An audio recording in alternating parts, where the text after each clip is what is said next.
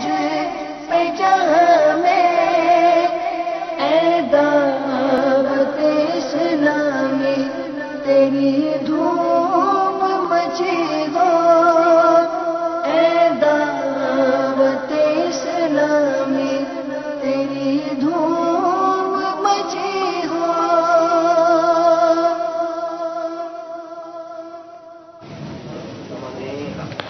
الحمدللہ رب العالمین والصلاة والسلام علی سید المرسلین، اما بعد فاعوذ باللہ من الشیطان الرجیم، بسم اللہ الرحمن الرحیم، الصلاة والسلام علیک یا رسول اللہ وعلی آلک واصحابک یا حبیب اللہ، الصلاة والسلام علیک یا نبی اللہ وعلى آلك واصحابك یا نور اللہ۔ افضل الصلوات علی سید السادات، یہ کتاب کا نام ہے۔ اس میں لکھا ہے کہ بعض بزرگوں نے فرمایا جو شخص ہر شب جمعہ یعنی جمعرات اور جمعے کی درمیانی رات اس درود پاک کو جو بھی انشاءاللہ میں پڑھوں گا پابندی سے کم از کم ایک مرتبہ پڑھے گا تو موت کے وقت نبی رحمت صلی اللہ علیہ وسلم کی زیارت کرے گا، قبر میں داخل ہوتے وقت بھی زیارت کرے گا، یہاں تک کہ وہ دیکھے گا کہ نبی رحمت شفیع امت صلی اللہ علیہ وسلم اسے قبر میں اپنے رحمت بھرے ہاتھوں سے اتار رہے ہیں۔ سبحان اللہ، صلو علی الحبیب صلی اللہ تعالی علی محمد وعلی آلہ وصحبہ وبارک وسلم۔ فرمان مصطفیٰ صلی اللہ علیہ وسلم کے مطابق قبر جنت کے باغوں میں سے ایک باغ ہے یا جہنم کے گڑھوں میں سے ایک گڑھا۔ قبر کو جنت کا باغ بنانے کے لیے ایمان ضروری ہے، نیک اعمال ضروری ہے۔ ظاہر کہ نیک اعمال کریں گے اور ایمان والا بھی ہو جب ہی اس کی قبر جنت کا باغ بنے گی، اس کی جنت میں، اس کی قبر میں جنت کی کھڑکی کھلے گی۔ نیک اعمال یہ قبر میں جائیں گے، برے اعمال بھی جائیں گے۔ نیک اعمال انسیت کا سبب بنیں گے، خوشبو کا سبب بنیں گے، روشنی کا سبب بنیں گے، اور برے اعمال وحشت کا، خوف کا سبب بنیں گے۔ برے اعمال قبر کی اندھیرے اور تاریکی کو بڑھنے کا سبب بنیں گے، خوف کا سبب بنیں گے، عذاب قبر کا سبب بنیں گے۔ بلندو بالا کوٹھیاں قبر میں تو نہیں جائیں گی نا، عالیشان محلات قبر میں تھوڑی جائیں گے، اونچے اونچے مکانات کے قبر میں آئیں گے، مال دولت کوئی قبر میں جائے گا، سونا چاندی قبر میں جائے گا، بینک بیلنس قبر میں جائے گا، وسیع کاروبار قبر میں جائیں گے؟ نہیں، پلاٹ پراپرٹیز، آپ کے اثاثہ جات، آپ کے ایسٹس قبر میں نہیں جائیں گے۔ یہ کھیت، یہ پھول پھلواری، خوشنما باغات، یہ قبر میں نہیں جائیں گے، عمل آئے گا، عمل۔ حضرت سیدنا عطا بن یسار رحمۃ اللہ تعالی علیہ فرماتے ہیں، یہ روایت شرح الصدور میں حضرت علامہ جلال الدین سیوطی شافعی علیہ رحمۃ اللہ الکوی نے لکھی، جب میت کو قبر میں رکھا جاتا ہے سب سے پہلے اس کی قبر میں اس کا عمل آتا ہے، آ کر اس کی بائیں ران کو حرکت دیتا ہے، ہلاتا ہے، کہتا ہے میں تیرا عمل ہوں۔ وہ مردہ پوچھتا ہے میرے بال بچے کدھر ہیں، میری نعمتیں کہاں ہیں، میری دولتیں کہاں ہیں؟ عمل کہتا ہے یہ سب تیرے پیچھے رہ گئے، میرے سوا تیری قبر میں کوئی نہیں آیا۔ مال دنیا دو جہاں میں ہے وبال۔ امیر اہل سنت کی نصیحت سنیں، مال دنیا دو جہاں میں ہے وبال، مال دنیا دو جہاں میں ہے وبال، آئے گا قبر میں ساتھ ہرگز نہ مال، آئے گا قبر میں ساتھ ہرگز نہ مال۔ حضرت سیدنا یزید رقاشی رحمۃ اللہ علیہ فرماتے ہیں مردے کو قبر میں رکھا جاتا ہے، اعمال اسے گھیر لیتے ہیں، اللہ تعالی اعمال کو بولنے کی طاقت عطا فرماتا ہے، وہ اعمال بولتے ہیں، اے قبر میں تنہا رہ جانے والے بندے، تیرے اہل و عیال، تیرے بال بچے، بیوی بچے، دوست احباب تجھ سے جدا ہو گئے، آج ہمارے سوا تیرا کوئی غم خار نہیں۔ حضرت سیدنا کعب الاحبار رحمت اللہ تعالی علیہ فرماتے ہیں نیک بندے کو، کون سا نیک بندہ؟ ایمان والا، نمازوں والا، روزوں والا، حج والا، زکات والا، دیندار، اللہ اس کے رسول کا فرما بردار، اولاد کو دین سکھانے والا، ماں باپ کا ادب و احترام کرنے والا، مسجدیں آباد کرنے والا، اللہ رسول کو یاد کرنے والا، ذکر و اذکار کرنے والا نیک بندہ قبر میں رکھا جاتا ہے۔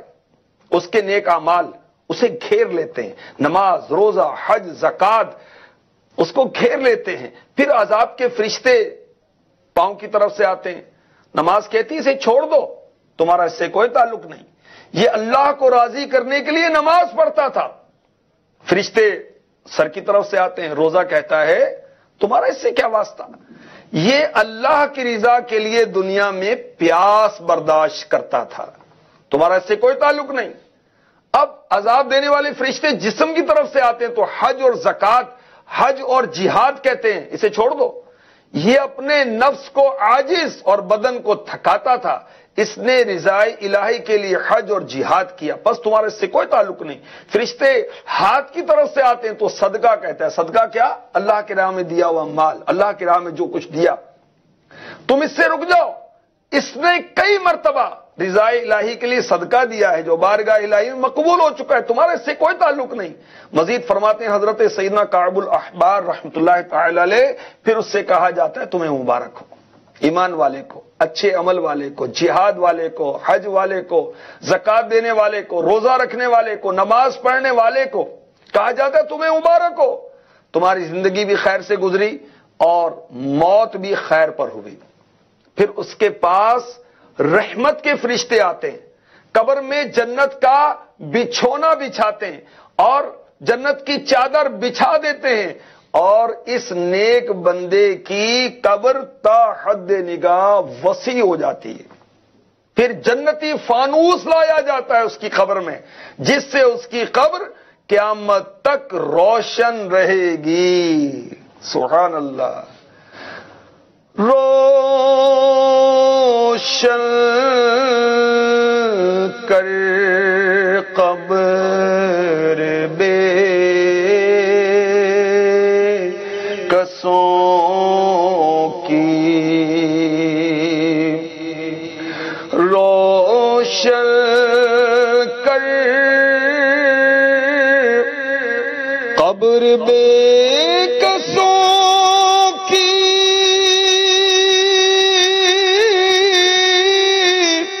روشن کر قبر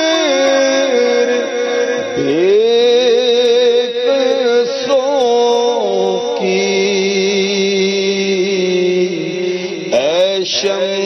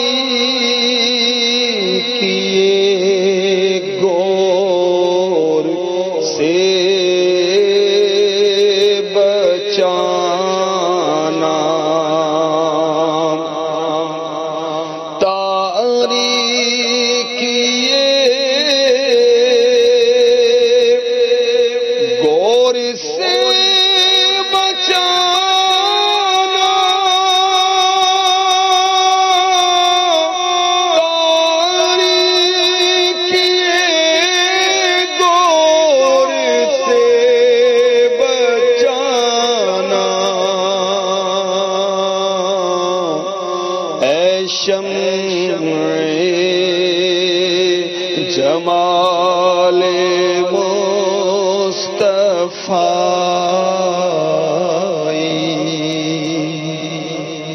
بندہ مومن کی قبر میں، نیک بندے کی قبر میں جنتی فانوس لایا جاتا ہے، سبحان اللہ، اور پھر اس کی قبر قیامت تک جگمگ جگمگ کرتی رہے گی۔ احیاء العلوم میں امام غزالی رحمت اللہ تعالی علیہ نے اس کو نقل کیا۔ تو قبر میں نیک اعمال کام آئیں گے۔ حضرت سیدنا عمر بن مرہ رحمت اللہ تعالی علیہ فرماتے ہیں جب انسان کو قبر میں رکھا جاتا ہے تو بائیں جانب سے لیفٹ سائڈ سے عذاب کا فرشتہ آتا ہے، قرآن پاک اس کے سامنے آ جاتا ہے، اسے روکتا ہے۔ فرشتہ کہتا ہے تیرا میرا کوئی معاملہ نہیں، خدا کی قسم یہ تو تجھ پر عمل نہیں کرتا تھا۔ قرآن پاک کہتا ہے، قرآن کریم کہتا ہے کیا میں اس کے سینے میں موجود نہیں تھا؟ بالآخر قرآن کریم اس میت کو نجات دلا کر ہی چھوڑتا ہے۔ سبحان اللہ، ہمارے سینے میں قرآن ہے؟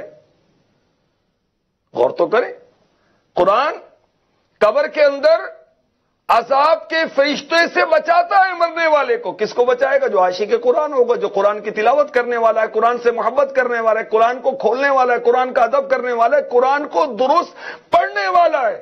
ہمیں تو قرآن پڑھنا ہی نہیں آتا، کاروبار خوب جانتے ہیں، چکر بازیاں ساری آتی ہیں، ساری ایپلیکیشنیں ہمیں پتہ ہیں، نیٹ کے چکر سارے ہم جانتے ہیں، سوشل میڈیا کا ہم سے پوچھیں، سیاست پر تبصرہ ہم سے کروا لیں، اور جب آتی ہے باری قرآن پڑھنے کی تو پھر بس ہم دیکھتے رہتے ہیں۔ بھائی تو قرآن پڑھنا سیکھیں۔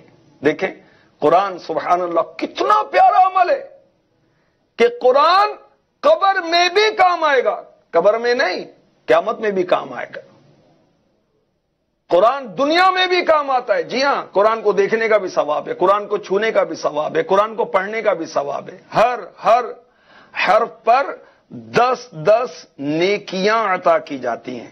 الحمدللہ دعوت اسلامی تبلیغ قرآن و سنت کی عالمگیر تحریک عاشقان رسول کی مدنی تحریک قرآن پاک کی تعلیمات کو اس میں عام کیا جاتا ہے۔ 90,000 کم و بیش اسلامی بھائی مدرسۃ المدینہ بالغان میں پڑھ رہے ہیں۔ الحمدللہ 63,000 سے زائد الحمدللہ اسلامی بہنیں مدرسۃ المدینہ بالغات میں پڑھ رہی ہیں۔ اسلامی بہنیں اسلامی بہنوں کو پڑھا رہی ہیں۔ الحمدللہ نیٹ کے ذریعے قرآن پاک پڑھایا جا رہا ہے۔ اسلامی بھائی اسلامی بھائیوں کو پڑھاتے ہیں، اسلامی بہنیں اسلامی بہنوں کو پڑھاتی ہیں۔ الحمدللہ مدرسۃ المدینہ آن لائن میں کم و بیش 88 کنٹریز کے اسٹوڈنٹ الحمدللہ قرآن پاک پڑھ رہے ہیں اللہ کی رحمت سے۔ مدرسۃ المدینہ للبنین للبنات جز وقتی کل وقتی رہائشی اتنے شعبے ہیں دعوت اسلامی کے تعلیمی قرآن کو عام کرنے کے لیے۔ الحمدللہ تفسیر صراط الجنان، معرفت القرآن اور قرآن پاک بہت ہی شاندار مکتبۃ المدینہ شائع کر رہا ہے۔ الحمدللہ قرآن پاک کی تعلیمات کو عام کیا جا رہا ہے۔ مدنی چینل پر قرآن پاک کی تعلیمات کو عام کرنے کے لیے کتنے سلسلے ہوتے ہیں، دعوت اسلامی کی ویب سائٹ پر دیکھیں۔ الحمدللہ صراط الجنان کو دیکھیں، دعوت اسلامی کی ویب سائٹ سے آپ ریڈ کر سکتے ہیں، آپ ڈاؤن لوڈ کر سکتے ہیں۔ تو قرآن پاک انشاءاللہ دنیا میں بھی سکون و راحت اور بخشش کا سبب بنے گا، شیطان سے بچائے گا، جادو سے بچائے گا۔ سورہ فلق سورہ ناس پڑھتے رہے صبح و شام، جادو تو کون کرے گا آپ پر؟ جادو کوئی جادو اثر نہیں کرے گا انشاءاللہ۔ سورہ فلق سورہ ناس پڑھیں صبح و شام، تینوں کل شریف پڑھیں صبح و شام، سوتے وقت پڑھیں، آیت الکرسی شریف پڑھیں، شیطان سے چھٹکارا حاصل ہوگا۔ تو قرآن پاک انشاءاللہ قبر میں بھی آ کر عذاب سے بچائے گا، قبر کا ساتھی بنے گا۔ اللہ ہمیں قرآن سے محبت نصیب فرمائے، جنت میں لے جانے والے اعمال کی توفیق عطا فرمائے، ان اعمال کی توفیق عطا فرمائے جو قبر کو جنت کے باغ میں تبدیل کر دیتے ہیں۔ آمین بجاہ النبی الامین صلی اللہ تعالی علیہ وسلم۔ اللہ کرم ایسا کرے تجھ پہ جہاں میں، اے دعوت اسلامی تیری دھوم مچی ہو، اے دعوت اسلامی تیری دھوم مچی ہو۔